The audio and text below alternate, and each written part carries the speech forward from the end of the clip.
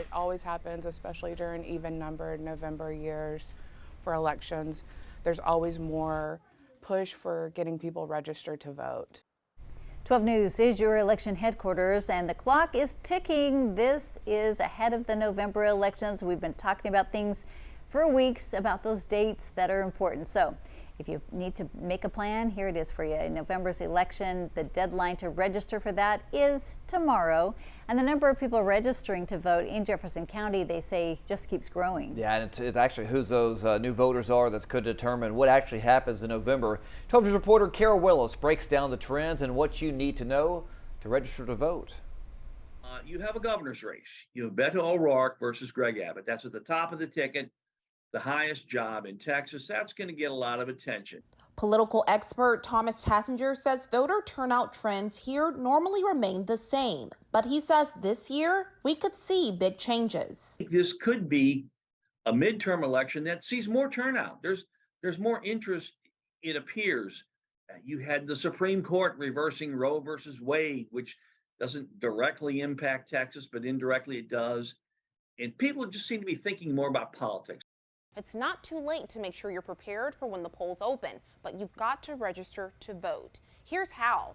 Fill out and submit a paper voter registration application by tomorrow. To request a paper application, you can find one at your county voter registrar's office, post offices, government offices, or local high schools. Remember, it must be postmarked by tomorrow. Here's how to download and send an application online. First, visit this website, and from there, you follow these steps like you see on your screen.